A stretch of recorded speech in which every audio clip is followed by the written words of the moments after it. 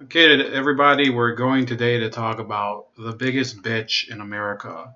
A person who literally has sold his soul in exchange for a bunch of committee memberships. One, Bernie Sanders. And I'm going to say it. I have a number of friends who are his supporters, and you can support whoever you want. But fuck him. And fuck his entire, fuck the horse he came in on. How does this expression goes? Fuck you and fuck the horse you rode in on. Bernie Sanders has basically made a career out of pretending to be a visionary of a less interventionist foreign policy. And in the past, I'd say year and a half or so, has basically stabbed his own supporters in the back in regards to that. And he's basically caved and given ground on some of the more, rudimentary aspects of whatever the hell that means. Now, let's be clear. I'm a person, I am very against intervention around the world. By the way, I'm hoping this isn't going to be as long of a video as it might end up being, but I'm going to try to finish this by 1:30, just because I have stuff to do tomorrow. But we have a real problem here that, Bernie Sanders, rather than embrace the opportunity for a negotiated peace in Syria, for possibly, who's to say there won't be a negotiated peace in Ukraine? What is he instead doing? He's buying into the same crap as the rest of the rotting, decrepit, degenerate party that he's supported but pretends to be independent of, the Democrats. And this is one of the reasons why progressives and liberals and people who consider themselves, I'm on the left and I'm open-minded and I love, whatever that show is, Queer Eye or whatever. All those people who pretend that they're into being, open-minded or whatever, they're full of shit, because he basically echoed the exact same line on the Helsinki summit as any neocon Republican or Democrat. It's the same crap. It's the exact same crap. There's no difference between Bernie Sanders and the other people anymore. It's the same exact garbage. Let me see here. Let me see if there's anybody in the chat. No. Maybe you guys are sleeping. But I don't care.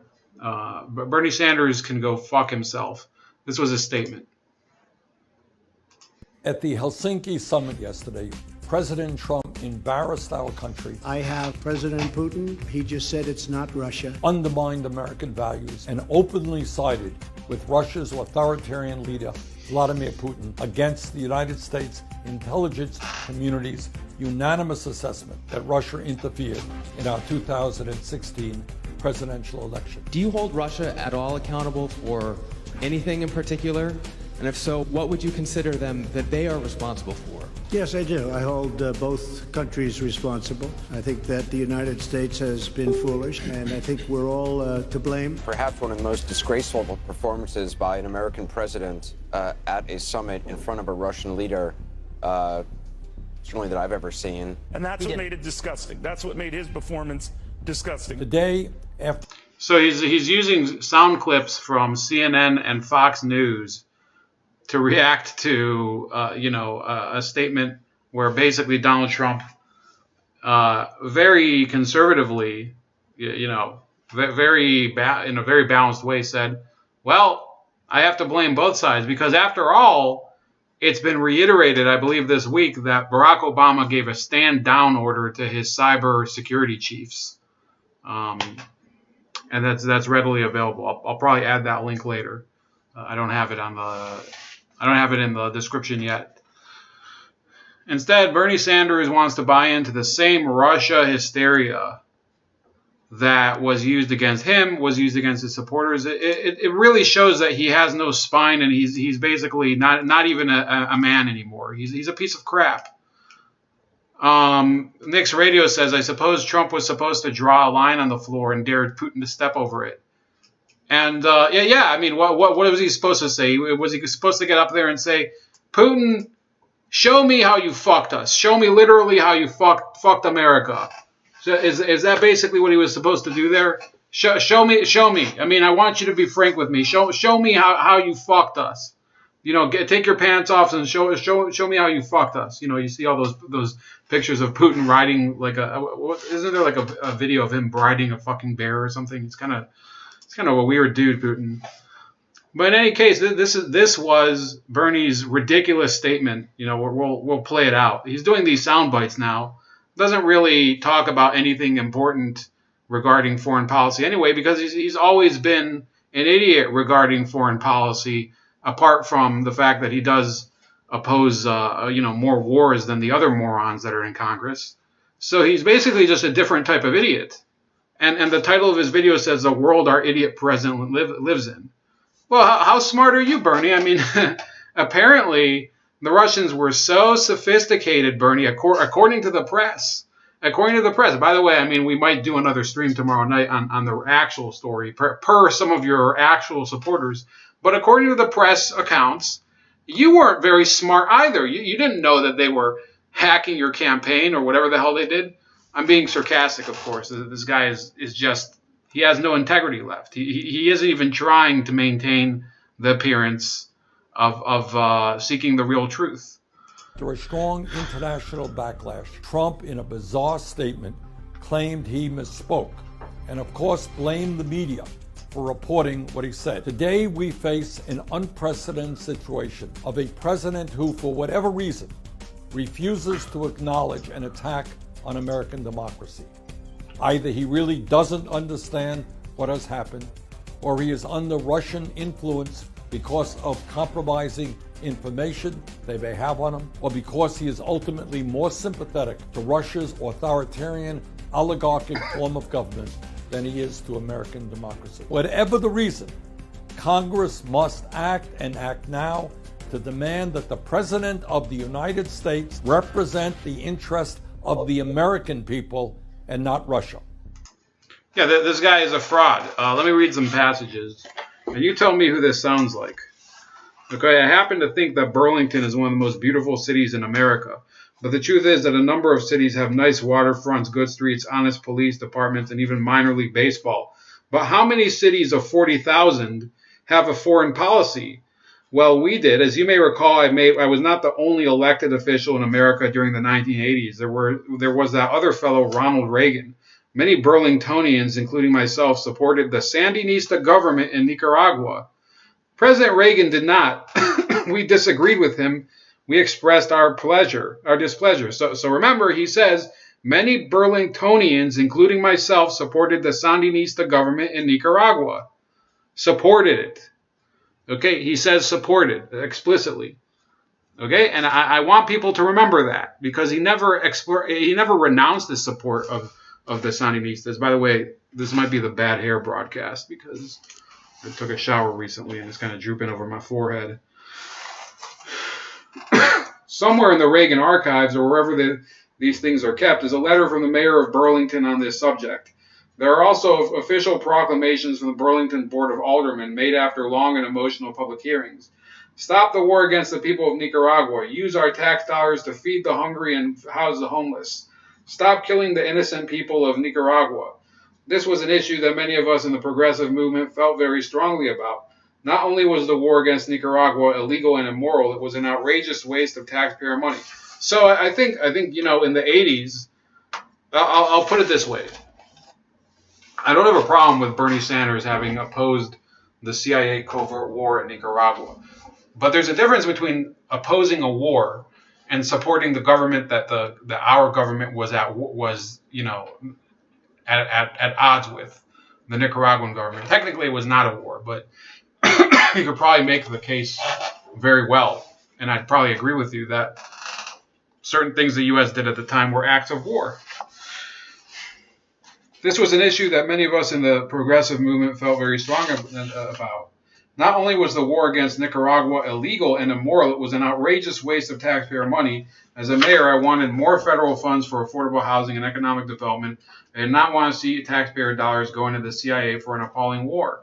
While most of the Democrats and the Republicans on the Board of Aldermen disagreed, to us this was very much a municipal issue.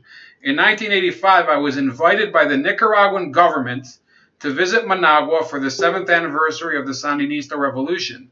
I was, believe it or not, the highest-ranking American official present. The competition wasn't too keen. I think the only other elected American official was a school board member from Berkeley, California. The trip to Nicaragua was a profoundly emotional experience. Along with other, quote, foreign dignitaries, I was introduced to a crowd of hundreds of thousands who gathered for the anniversary celebration. So he basically took part in a celebration of a foreign hostile government. You know, whatever you feel about the Nicaraguan government, they were hostile towards us in 1985. I don't know. Why do I still have Anthony? I did a video with, what's it called?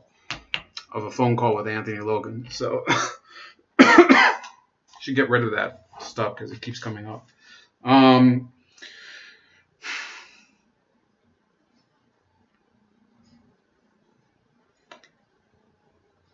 will never forget that in the front row of the huge crowd were dozens and dozens of amputees in wheelchairs, young soldiers, many of them in their teens, who had lost their legs in a war foisted on them and financed by the U.S. government.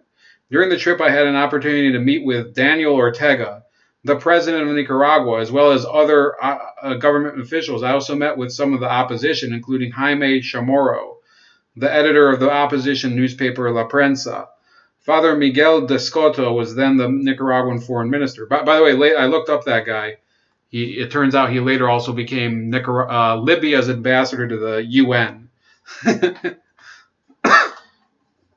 I met him in a small church in Managua where he was lying in bed, fasting in protest against U.S. support for the Contras. This trip took on special significance because, so by the way, even back then, there were Catholic priests that were supporting Nicaragua's bullshit government, the Sandinistas. So, you know, and Bernie, let me get rid of this. Fuck. For a fucking thumbnail I did like days ago. So this is basically, you know, him posturing. Why is it? I mean, it never appears with Catholic priests whenever they're talking about spirituality. All he agrees with about them on anything is that oh, you're a socialist priest too. Oh, okay, yeah, I don't care that you basically stand for an institution that's you know, that's got a lot of its own disgusting skeletons in its closet.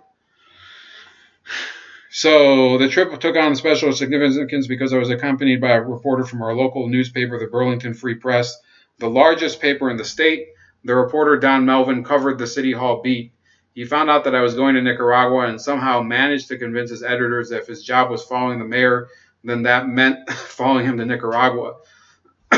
Don filed a story each night from Nicaragua that made the front pages of the paper. Our relationship remained entirely professional, and I had no clue as to what he was writing until I returned home. As it happened, he did an excellent job of describing what he saw, and his articles succeeded in countering a lot of the lies and distortions about Nicaragua trotted out by the corporate media. Okay, the same corporate media that you trust now about Russia? Because, so what changed there? Did the media become less corporate since then, Bernie? One of the most moving experiences of the trip occurred on our very first day there. Shortly after we arrived in Managua, we boarded a small plane and flew to the town of Puerto Cabezas on the Atlantic coastline. Before I left Burlington, the city had agreed to develop a sister city program with Puerto Cabezas. I went there to meet with local officials and work out the details. News had just reached the town, which had a heavy Mosquito Indian population, that some people who had returned to their home on the Rio Coco had been killed and their bodies were being transported back to Puerto Cabezas. 18 hours earlier, Don and I had been breakfasting together in Burlington, and now, on that same unbelievably long day somewhere in an Indian village on the Atlantic coast of Nicaragua, we listened to the wailing of family members who received their dead relatives back into the village. It was an unforgettable experience. Now, it doesn't say who killed them, okay? It doesn't say that it was the Contras who killed them. The Sister City program with Puerto Cabezas was very popular and continues to this day. Out of that program came many trips back and forth of Vermonters and Nicaraguans, and the development of many friendships. The people of Burlington provided a significant amount of material help in terms of medical supplies, school equipment, and other desperately needed goods. That's good. In return, we had the opportunity to learn about a courageous people in a very different culture. On May 28, 1988, Jane and I were married. The marriage ceremony was held where else? In North Beach, a public park on Burlington's waterfront. A lot of people attended. On the next day, we began a quiet, romantic honeymoon. We went to Yaroslavl in the Soviet Union along with 10 other Burlingtonians to finalize our sister city relationship with that city. Trust me, it was a very strange honeymoon. So they said, we went on a honeymoon. He says in his book, we went on a honeymoon to the Soviet Union. And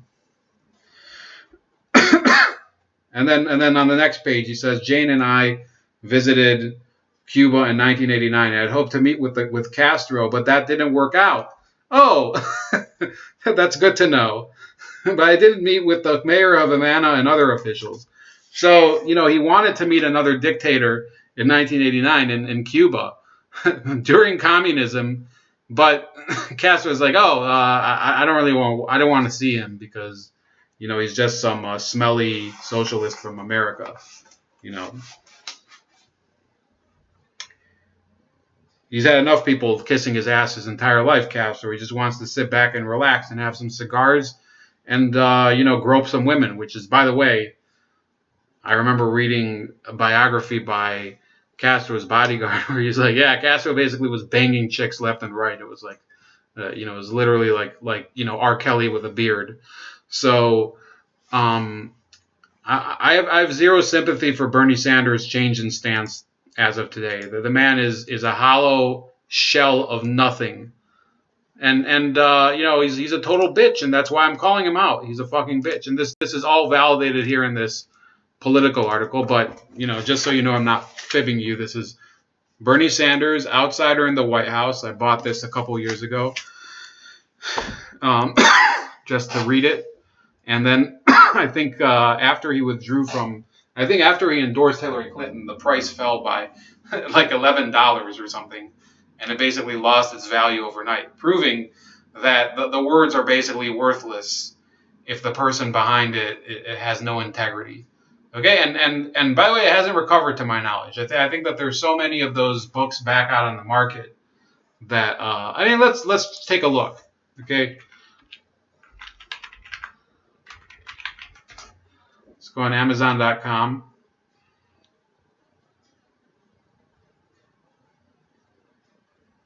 So we got Outsider in the White House. So let's see how much it is used. Yeah, $1. Right here, $1. Can you do better? Used, by the way, not new. But what the fuck does it matter? I mean, what are you, some sort of gluttonous capitalist? You need a new book? What's the matter with you? $1 fucking plus shipping.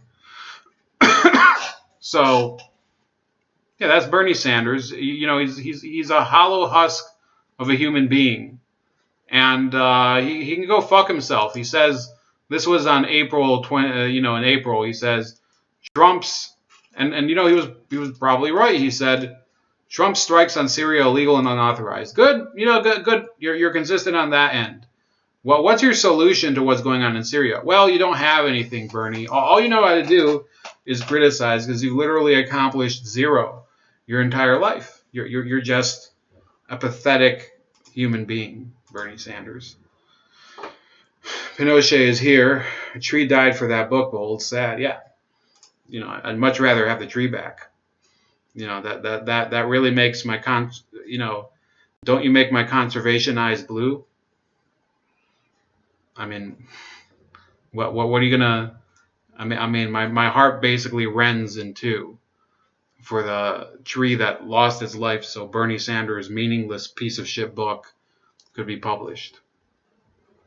Unbelievable. Anyway, on another note, this isn't just about Sanders.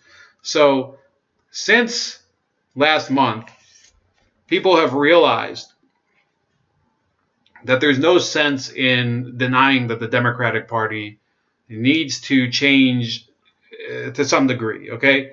And that includes the fake Democratic leadership led by Chuck Schumer and Nancy Pelosi, and by the way, the corporate media. So what they've been doing is basically adapting the country, adapting the media landscape to receive these people. So and the Democratic Party has been working in coordination with them. I mean, just this week, California's Democratic Party endorsed Kevin De Leon in the race against Dianne Feinstein, which I guess they have the right to do, and it might be the smarter move, but in reality, what it sets up Donald Trump to do, all he has to do is say, "Well, I have Feinstein running against another Democrat in California. Why don't they just endorse her opponent and troll her for the rest of the fall, for the rest of the summer and the fall? I'll just say, I mean." I don't care what the new guy says because he's not going to agree with me anyway. But Feinstein's completely useless. He could troll the fuck out of her. He could end up. It could end up either way. He could end up, endorsing De Leon, and then there creates a somewhat of a backlash against him, due to dumb voters who will be like, oh, Trump is trying to get him elected because, reasons, whatever. Or it could spark some sort of conflict between the veteran Democrats that are already in the Senate and some of the more up and coming progressive people, and including Bernie Sanders. What's Bernie Sanders supposed to do? Avoid California the entire fall? Pretend that he doesn't know what's going on there? The man is basically he's projected as the leader of a movement that has no spine.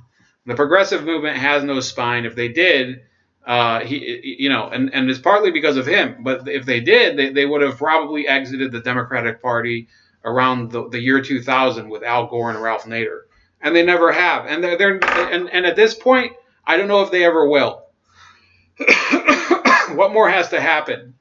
When he had the chance in 2016 to say, go fuck yourselves. If anybody wants to vote Democrat, I don't care if you vote for Hillary Clinton, because she screwed me over in the primary. For the election, you might as well write in, write in Hans Gruber, the dead guy from Die Hard. Sorry for the spoiler, but he does die at the end, Hans Gruber. But I mean, Bernie Sanders could have said, "Oh, you could vote for a dead person for president. It would be just as good as Donald Trump and Hillary Clinton." And people would have probably reacted very well to it. He would have probably gotten a significant amount of support as a write-in candidate if he would have said something as outrageous as what I just said. But he doesn't have a real imagination, Bernie Sanders. The man is basically one of the biggest frauds in American politics. You look at other people on the progressive side, and you can disagree with their politics, and you can disagree with some of their personality and lifestyle decisions. But they're definitely there's definitely people that have better depth than him. Ralph Nader, in my opinion, was somebody with a pair of balls. Dennis Kucinich, who comes from my home state, he was in a district that's adjacent to mine. Pretty far out west, but still, Dennis Kucinich had a pair of balls. Still has a pair of balls. Still doesn't apologize for things that he thinks are important. Those were people that were progressives that had a pair of balls. But you know who doesn't have a pair? This bitch, Bernie fucking Sanders. This asshole. Saying, oh, he's consorting with authoritarian dictators. Fuck you. Fuck you, you homeless-haired idiot. You know what? I opposed Trump on the Syrian strikes too. So what do you want me to are you going to say next that I'm a Trump puppet or something? No, on certain issues I lined up closer to the non-interventionists. The people that are further against intervention than Donald Trump. I lined up with them. But the difference between me and people like Sanders is that he actually believes that wars are inherently immoral and can never be justified. Most of the time, he has admitted. There's a clip here on NBC, and I'm not going to play it but I think it is in the. I don't know if it's in the description. I'll put it in the chat real quick, just so you can look it up. But he acknowledges that he voted for the war in Kosovo, and he also voted for the war in Afghanistan. And then he complains that Afghanistan's been mismanaged. Well, okay, then I guess you don't really, you don't take personal responsibility for things you were involved in. Anyway, so Ocasio-Cortez was on TV. Obviously, we discussed that. I think we had discussed it at length yesterday. Her horrible interview on PBS that they were focusing on the Israel-Palestine stuff, and they still are, by the way. If you watch the entire interview, that wasn't her worst error. The funniest thing was where she's like trying to explain, the funny thing. The funniest thing is when you ask people what is democratic socialism what is democratic socialism? You ask them that simple question. And the answer always begins with democratic socialism means for me. No. Fuck you. What does it mean? What is it? We're not asking for your personal impression of it. This isn't show and tell time. Anyway, so now because of what she said about Israel-Palestine, they're raking her over the coals, and this is on progressives. This isn't on me. This isn't me creating these videos. This isn't me that's basically chewing the shit out of her. She basically stepped on an anthill, and she's gonna really struggle to get out of it. Let's see how. I don't know if we can get through this whole thing, but they also go through some important details about Obama.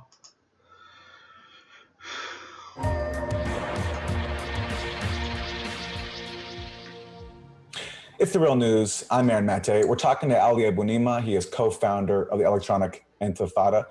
So Ali, in the first part, we were discussing Gaza, the ongoing Israeli attacks there. And you mentioned that the Obama administration during the last major Israeli assault rearmed Israel, which reminded me of a recent piece in The New Yorker that was called "The Maps of Israeli Settlements That Shocked Barack Obama." And it's a piece basically saying that Obama was presented with some maps of the West Bank. In the first part, we were discussing Gaza, near the end of his presidency, showing massive settlement growth cutting up Palestine. Sorry, that's me trying to observe the stream. Let's see here.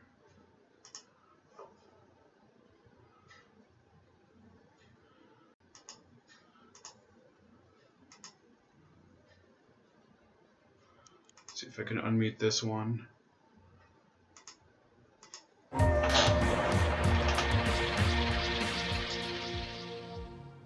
It's The Real News. I'm Aaron Mate. We're talking to Ali Abunimah. He is co-founder of the Electronic Intifada.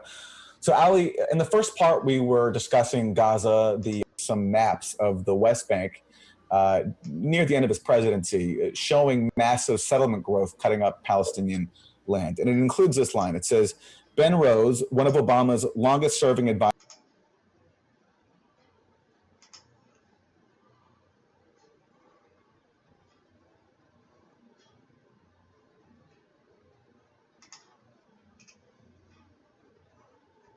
Yeah, I know it's not working. Could be that I'm using too much memory. Let's see if I can jump forward.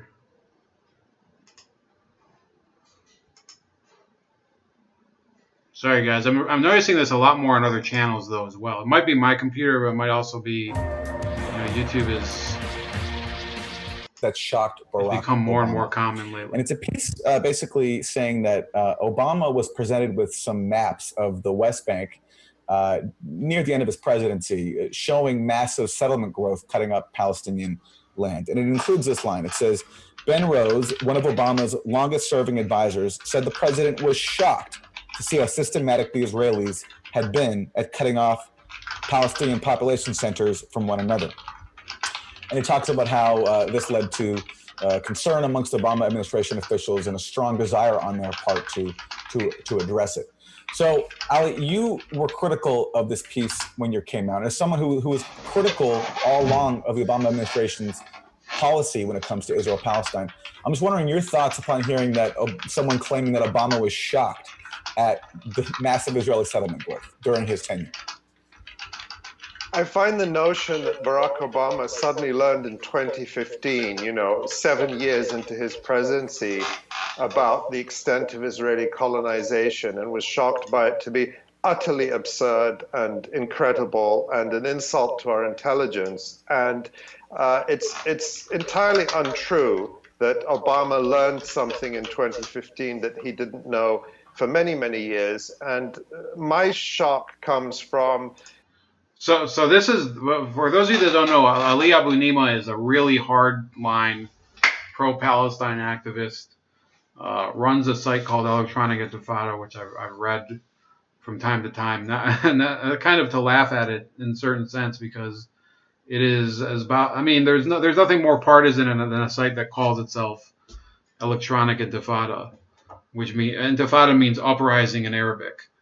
So this is a bombshell revelation he makes here about why he thinks Barack Obama and his, or at least Obama's national security deputy advisor, Ben Rhodes, was lying. Well, let's hear what he has to say. Having known Obama in the years before he was president, when he was my local state senator in Chicago, and having attended a number of sessions with him where these issues were talked about, and knowing that he was very well informed. Remember, his first envoy was George Mitchell, who was very familiar with the realities on the ground, who'd written a report on Israeli settlements some years earlier for the U.S. government.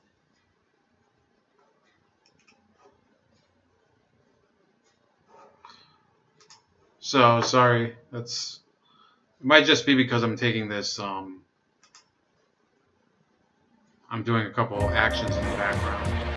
Who was very familiar with the realities on the ground, who'd written a report on Israeli settlements some years earlier for the U.S. government.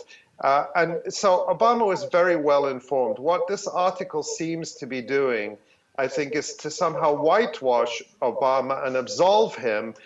By the way, for somebody, I believe I was reading about him, he was born in Washington, D.C., and he has some sort of bizarre fake English accent, or maybe he grew up in England or something, but I have no clue why he has a British accent. Maybe I missed some detail when I was reading through it, that he grew up in England or something. Of his direct complicity in and support for Israel's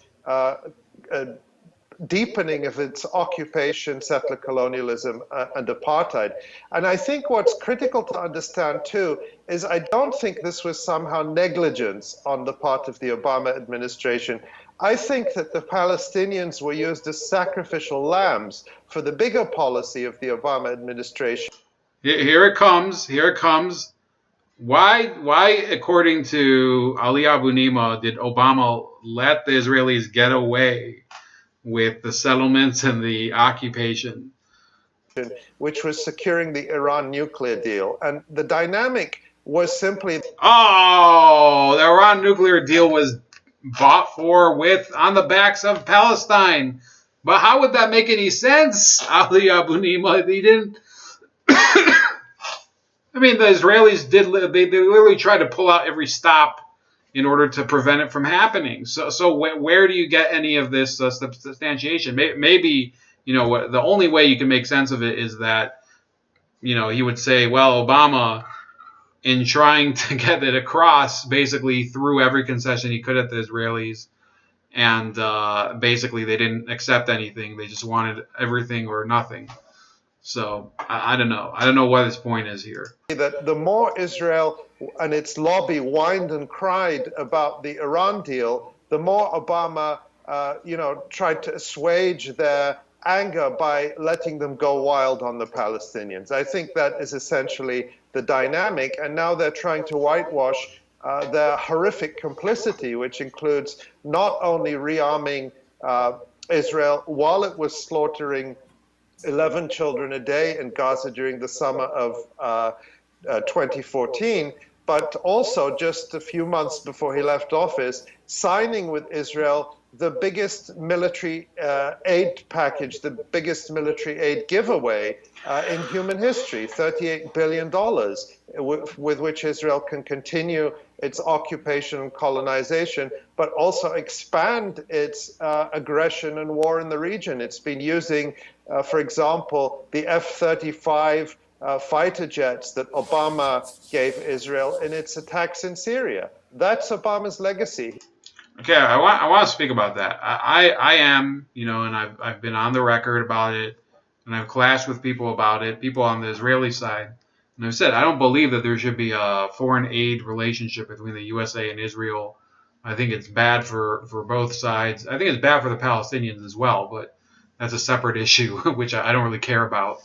And if I were to pretend that I did care about it, you wouldn't believe me anyway. So I'm just going to say that I don't.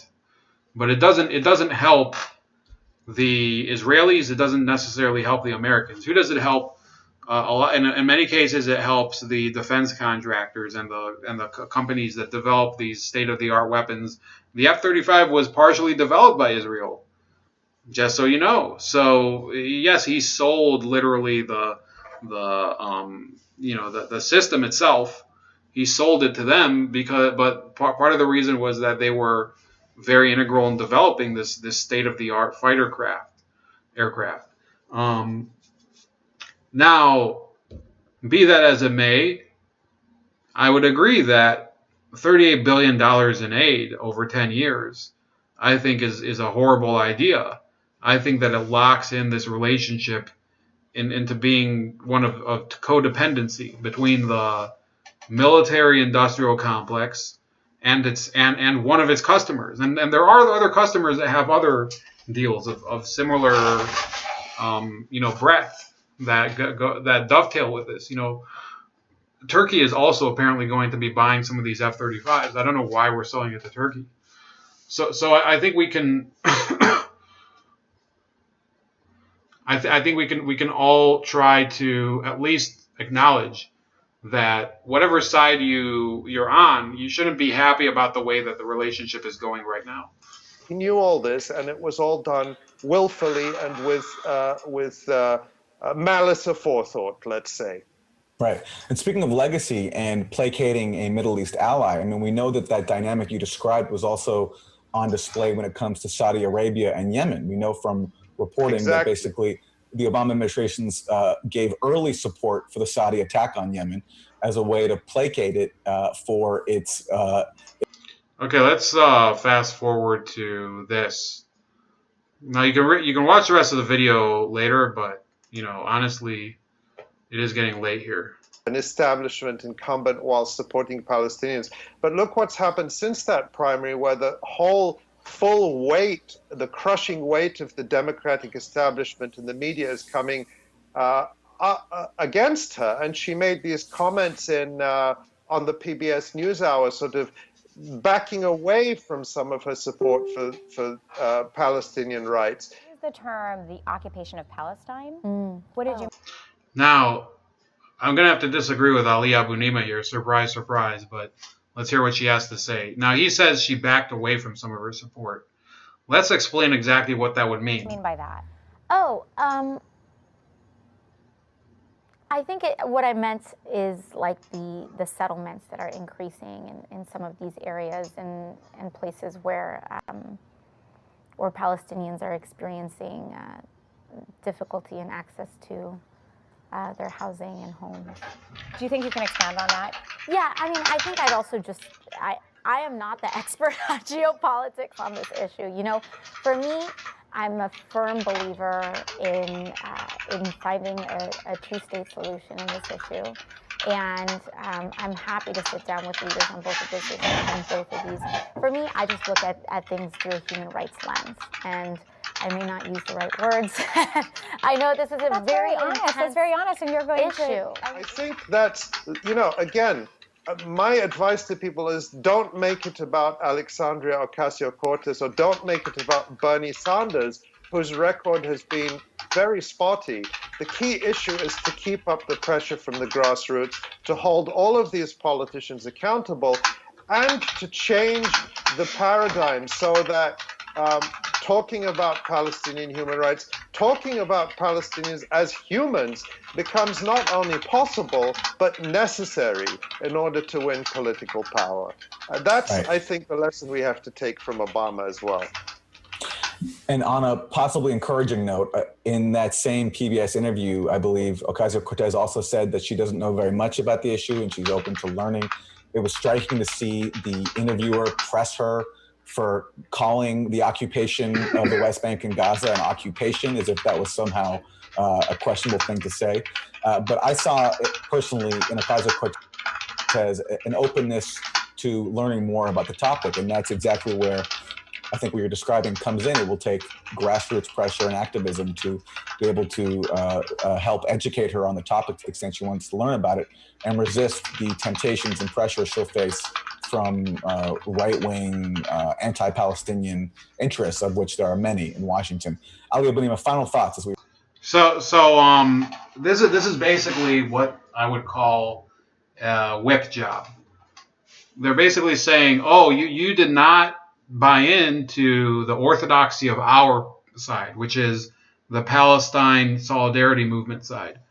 And what they mean is that she did the thing that really pissed them off, I believe, and I don't know if they really came out and said it, I didn't hear it, was that she said that she believes in the two-state solution. And I don't believe in the two-state solution. I think it's time to, the Palestinians just tell them, okay, buy Jordanian citizenship and fuck off. Don't even give any. If you want to have a leader that's not the Israelis, get Jordanian citizenship, and we'll give civilian.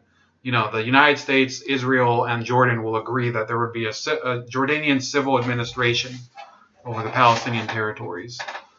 Okay, but at this point, there is no Palestinian leadership to actually negotiate with. You have an impotent president of the Palestinian Authority, chairman, Mahmoud Abbas, who's essentially the chairman of his own presidential palace, and beyond its walls, nobody even cares what he thinks, because he's a doddering 80-something-year-old old fool that doesn't even do anything, that basically yells at the camera whenever somebody can find him, and he's irrelevant. Nobody really believes he's going to do anything, and he's been in power since 2004 and accomplished literally nothing.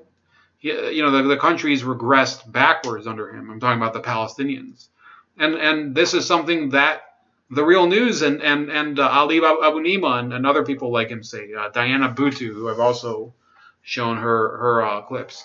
But they don't believe in the two-state solution because they don't believe that the Jews should have a state at all.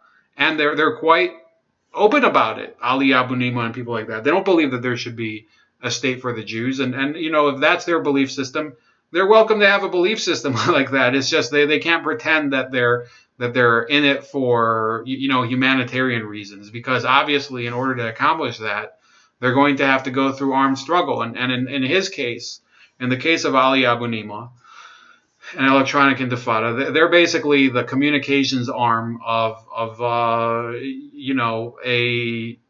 an actual aggressive belligerent group. Okay, I'm not going to call them words that are more expressly legalistic, like terrorist or whatever, because he hasn't been involved in any terrorism, and I don't say things that I can't prove.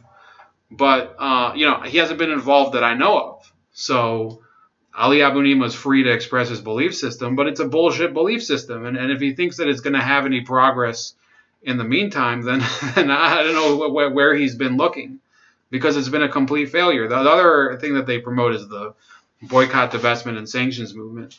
Now, in any other country, in any other situation, when sanctions are imposed, people on the left complain that sanctions only hurt the people who are at the bottom of the economic scale. Okay, so in this case, they don't believe that. Well, what's the reason? They never state that. They never, they complain about sanctions on Venezuela. They complain about sanctions on Iran. They complain about sanctions back in the day on Iraq. But they never explain why they would want sanctions on Israel, when in every other case they say that it only leads to suffering on the part of the working class.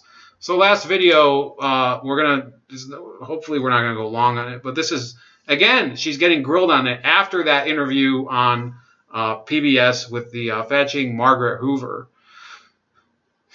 They catch her again on, and Amy Goodman, that old windbag of a witch. She starts to take a whip job to her, to Ocasio-Cortez.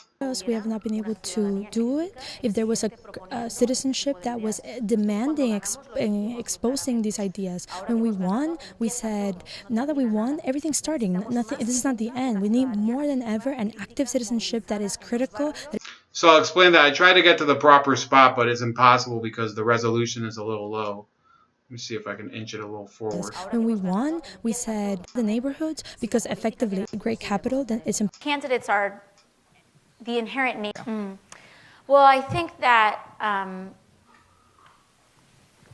don't think that there's a huge difference. I do think that as we approach issues like these, and sometimes we hope that there's a lot, I mean, candidates. I don't know if I even found the right moment here. Hold on.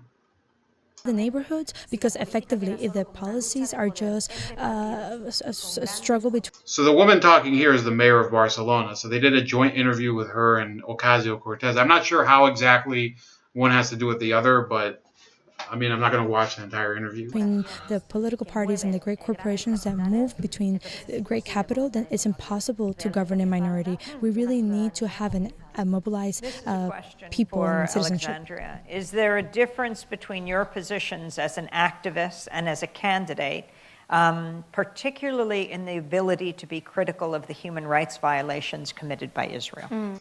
So she basically takes her to task the way some people would ask Hillary Clinton. With Hillary Clinton, angry local villager, nice one. So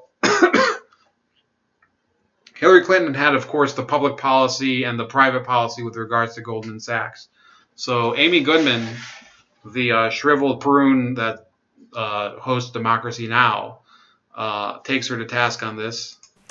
Well, I think that, I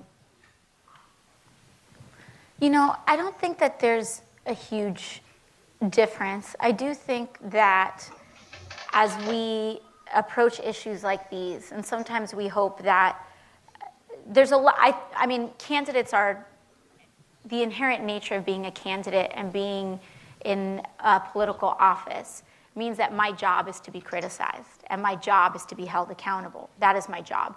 So in there being a difference, there's a functional difference there. I do think that sometimes, especially coming into...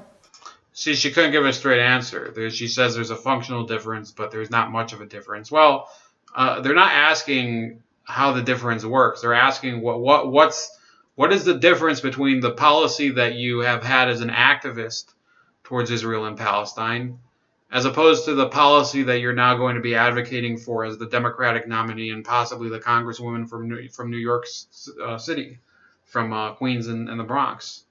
To this going straight from activism to being a candidate or to being a person who potentially, it looks like will be holding political office soon.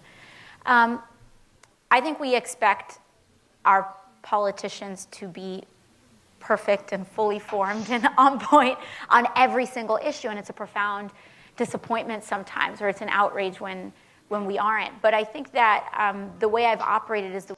So this is a moment of real brutal honesty, and you can't... I know Lennon is kind of making fun of her in the chat, which is, I'm fine with making fun of her. But she is honest here. She's saying, well, yeah, I kind of screwed up there, and I really showed that I'm not as polished on this issue as I might have been led to believe by others. Or she probably, before this moment that happened on PBS, she had thought that she was fairly well-rounded on that topic. And then when she was finally put on the spot about it, she had never actually been told to articulate her position on it. What she'd always been doing, and what people do this, and maybe I've done this before. She'd been spouting out basically reactions to events that are pertaining to a topic that she feels very strongly about, but that she really has not done a lot of actual grunt work discussing it, which would be in this case the Israel-Palestine conflict. But if you look through that entire interview, a lot of the topics that she talked about, she reacted in the same way. The only difference is that in this topic, she happened to say something that slightly deviated from the way that they look at it. Len McCarthy says, yeah, they're not perfect, like corrupt traders working against us. Listen, I mean, I'm not saying I agree with anything Ocasio-Cortez is saying. I'm just saying she's being a little more honest about that moment. Other than that, I don't agree with literally any policy that she has. The ICE stuff, we could have talked about the ICE stuff, by the way. Her policy on ICE is literally both illiterate, literally illiterate, as well as possibly toxic to our country if ever implemented. The way that I've always operated, where whenever there's an issue that I feel like I need more background on, that I need to engage in dialogue more on, build consensus more on, that is what I do. And in this issue in particular, one of the things that I'm pursuing is sitting down with lots of activists and sitting down with lots of leaders and figuring out exactly what this position looks like in the progressive movement. Mm-hmm. This is a follow-up to that. How do you see the movements for sovereignty and decolonization from Puerto Rico to Palestine to Spain as linked? And we'll begin with you and then move on to the Mayor Kalal. Well, I think the first question, and the mayor... You see, that's a bullshit question, talking about decolonization as a platform. Look, if the people of Puerto Rico want their independence, I have no problem. But the fact is that they voted for statehood several times. I'd rather them be independent than get statehood. If people want to remain U.S. citizens as well as Puerto Rican citizens, or do some sort of loose association with the U.S., I'm sure something could be worked out. But we're talking about a country that is basically, it's turned into a debt toilet. Puerto Rico. Sorry, I shouldn't say toilet. It's just a trap but it's not necessary. It's not only Puerto Rico's fault. There are a lot. By the way, there's a huge Puerto Rican community here in Ohio, and they're mostly very. There was one guy I think that he was either Cuban or Puerto Rican. That was the guy that kidnapped Amanda Berry. He might have been Cuban. He might have been. Let me see here.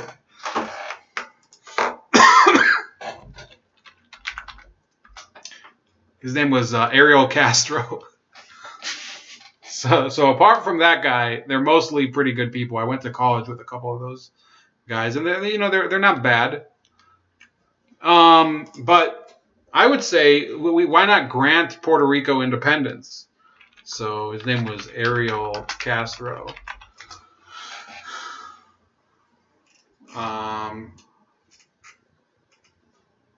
Yeah, he was Puerto Rican. So apart from that person, they're all pretty good. Okay, and if that makes me a fascist, I'm sorry. Maybe one day they'll be great, but I think that they're pretty good. Okay, Mark Anthony's calling me a fascist. No, I'd say if you're a fascist and you're advocating for Puerto Rican independence, then Puerto Rico should embrace fascism or something, because why should, if they want to believe in their own destiny, have their own political system apart from the United States, why should I stand in the way? Why should America stand in the way of that? There's no reason we should. What are we gaining from Puerto Rico? So, and then the other thing was Catalonia or whatever. Well, Catalonia, if they really want to oppose the abuse of Catalonia, which, again, these are far left people in Catalonia, but I've interviewed them. I've given air to their cause. I've had 3 or 4 hours of interviews with Catalonian activists. You can look at them. They're on my channel with Nuria Clotet and Humberto Gonzalez. And I say to them, look, I don't know anything about Catalonian culture. I don't have any dog in the fight between Catalonia and Spain. I just think that being as it is that that Catalonia is under the thumb of not just Spain but the EU, it would be easier for them to further their cause if they rejected the EU. But instead, most of the Catalonians never opposed the EU. And what did the EU do? They bit them in the ass. They didn't even help them one bit. It was the biggest stab in the back that they could have received. The EU did not even murmur a single peep of dissent over Spain's beating of voters in an unofficial referendum, beating and arresting people and putting people in jail for an unofficial referendum. So I don't think Democracy Now! Really makes that case against the EU. Now, I could be wrong because I don't watch Democracy Now! That often, because they're pretty much, they're like the real news, only like 90 years older. To this a lot as well is about democracy and how much a person's voice is actually being translated into fair democratic representation. In Puerto Rico, we continue to see the perpetuation of second-class citizenship in the United States. We have 3 million people that are not allowed to vote in federal United States elections, that do not have federal representation in the House, that do not have federal representation in the Senate, that cannot vote for U.S. presidential elections. 5,000 people in Puerto Rico have died in the last several months since Hurricane Maria, members of my own family included, and nothing happens. Our media doesn't talk about it, our politicians don't care, and there is absolutely no response to the political enfranchisement of Puerto Ricans, and I think on a base level, that is how these three movements are linked. Because to me, it's no surprise that there's a humanitarian crisis in Puerto Rico, because if we had electoral college votes, then perhaps people would be more responsive. But we don't. And so long as we allow a people to lack I like doing it too. I would have made fun of her, but I do it too. But when you're speaking English, and then you say a word or name in Spanish, and then you really accentuate the action. I mean, Paraguay. I love saying Paraguay, but when you're doing it during an interview, it's sort of bizarre and annoying. Democratic and true representation in the places and the governments that make decisions for them, then those people will continue to be oppressed. Mm-hmm. Are you still for a two-state solution with Israel and Palestine? Well, I think this is a conversation that I'm engaging with actors. So in 2 days, she's gone from believing in something to saying, I need a conversation. To this right now, because this is a huge, especially over this weekend. And this is a conversation that I'm sitting down with lots of activists in this movement on. And I'm looking forward to engaging in this conversation. And Mayor Kalau, your perspective on the Israeli occupation and what's happening in the occupied.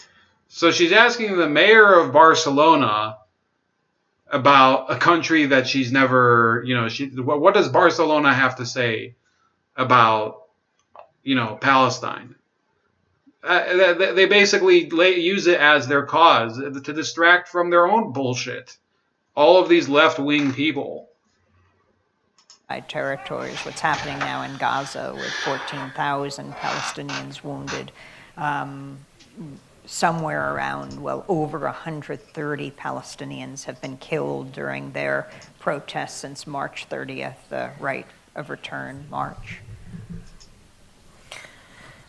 Sí, nosotros hemos condenado duramente esa acción que vulnera los derechos humanos, que vulnera la that actions that basically don't comply with human rights and the resolutions of the UN, and we said it repeatedly. Barcelona is a human rights city, so we're not going to be complicit to that silence and those indifferences, and that the message that they sent is that there are some populations that are second level, and we can massacre them and we can violate their human rights and nothing happens. So we are against that, and I insist on it. It questions our own democracy, and it makes us in a society that is weak. I think a strong society is the one that is brave and says, this is not what we're going to do in our name. So in the issue of Gaza, there has been a lot of pressure from Israel over the politicians in Spain, so there is no positioning. In Barcelona, we've been very clear. We are going to denounce any violation of human rights, any assassination, and we have established relationships of cooperation with the movements in Palestine and Gaza that are currently fighting for human rights. So I think it's an issue of minimal democracy. I insist the more that Europe becomes weak when we don't position ourselves clearly in a humanitarian crisis like this one, or when we maintain a migration policy that basically allows the deaths of thousands of people. And I think the UN, we were also talking about it in the UN this morning, when the UN is no more acting more to make resolutions to be complied with, then you are delegitimizing the democratic institutions. And every day they're more weaker, and the transnational powers become stronger. If there is no democratic convention, it becomes harder. It is in the most difficult conflicts where we have more firm, more political and moral firmness, and the great institutions like the UN, like the European Union, they are in crisis, and we have to reconstruct democracy from the bottom up, from the citizenship, from the cities to the... Okay, so before we all lose our minds because somebody said, yeah, this is a dumb as hell interpreter. Basically what she's saying is that, we take a consistent position in condemning it, but the fact is that Europe does not have a real representative government because it doesn't respect democracy. Therefore, we're very weak in facing this conflict. No. Because you, the European people, have consistently allowed yourselves to be governed by elitist pieces of crap from Brussels. Nobody should have to listen to you. You don't have any moral standing. I mean, your own country is basically being brutalized by European Union compliant countries like Spain. So we don't have to care what necessarily the mayor of Barcelona has to say about Palestine. First of all, if you want to, by the way, the Spanish government itself is very critical of the Israelis. So you have, on the one hand, Spain is a pro-Palestine country, and Catalonia is too. So on that issue, they probably agree. Ryu says, "Sup, freak bitches, I will be shutting the hell up because it seems you guys are having a productive discussion in the chat tonight." Also, hi, Ryu Shiska, welcome back. And yes, sup, my bagel, yeah. How you doing, my bagel bro? Let's force everyone to take low-skill migrants that hate your culture. So we're going to close, but I'd like to make it clear that there's a couple threads that I think transcend the entire discussion tonight. And I did it late, and it might be that it was a bad decision, but I felt it was important for me to do this before I forget about the topic. Look, you can oppose the Israelis, you can have a pro-Palestine position. But if you don't have a pair of fucking balls like fucking grapefruits, and stand on your position, then there's no reason anybody should actually, have any confidence in you. She basically backpedaled a couple times, said, two-state solutions, and then within a couple of days, because she's basically probably getting her mailbox filled with hate mail from her own leftist supporters, she's saying, I think I have to have a few conversations now. By the way, hit the like button. Well, what the hell does that even mean? What does that even mean? Think I need a conversation about a topic that before I was very militantly vocal about? What does that even mean? Bernie Sanders, same idea. No fucking balls. You need grapefruit-sized balls to contend with an asshole like Chuck Schumer, who's basically your boss, even though you pretend you're not part of his party, right? I mean, that's kind of been thrown out the window, right, Bernie? What do you have to say now? You have Rand Paul, and I know people are like, oh, you fucking talk about Rand Paul all the time. Yes, because he came out and he said, fuck you, media. I think this is okay. I think we need to be talking with Russia. You guys can go fuck yourselves. That's a person with a pair of balls. Brass fucking balls. I mean, who else is there out there? There's a few people. I think Tucker Carlson has bigger balls than people think. There's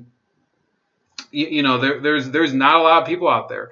There's people on this platform, Sticks. There's people who, I see all the time. I've had people who have been on this show who consistently say things that are very controversial that I don't even agree with, but they don't withdraw their opinion. They go hard and they don't retreat. Pinochet says, put a halt to all immigration until this insanity calms down a little. I'm done with this shit. Shiska says he liked the video. Lennon McCarthy says, I have a wishy-washy position because I'm not a Jew or a Palestinian. Look, if you want to have a neutral position, that's also okay. I'm not saying that you have to take one side or take the other side or really put your opinion in any way or whatever. What I'm trying to say is that if you take a position and you like she did during the primary and actually tweeted out condemnations of the Israelis for massacres and human rights violations, and then she retreats on a nationally televised interview on PBS and says, well, I think I believe in the two-state solution. Well, the people who backed you in the primary and who basically conveyed you to the greatest success you've had so far with the Joe Crowley defeat, they're going to go after you. They are going after her. Today was evidence. If you look at that video from the Real News, Ali Abunimah, there's nobody with a stronger reputation in the Palestinian community, says that. And she's in a pickle, so she retreated again. She retreated first from her pro-Palestine position by saying she believes in the two-state solution. They don't believe in a two-state solution. They don't believe that there should be any Jewish state. Okay, so that's their position. You can disagree. I happen to disagree with it. But that was her position until a couple weeks ago. And now she shifted over to the two-state solution. And because she's being yelled at by the people who are on her side, including Jamal Thomas earlier today, I was watching a hilarious debate between him and other people, where they essentially agreed that there shouldn't be a two-state solution, but they wanted to give her a pass because she needs to get elected or something, or that they don't want... Look, this showed her the entire interview. Lennon McCarthy, let me put it this way. I agree with you. You don't have to take a position on it if you don't want to. She did take a position on it, and then she retreated, the other way. So the Malevolent Rider is here too. Malevolent Rider. I kind of slurred the name, but he's here to say hi. So everybody say hi to Malevolent Rider. In any case, if you watch her entire video on PBS, she looks like an incompetent moron. And like somebody who's starstruck and isn't ready for the spotlight. She's basically like, you ever seen that movie with the fucking fish, Finding Nemo? Yeah, she's one of those things, one of those fish in that movie. All starstruck and crap. That's about it. I'll talk to you guys later. Please like the video, subscribe to the channel, comment below, and share it. And have a great night.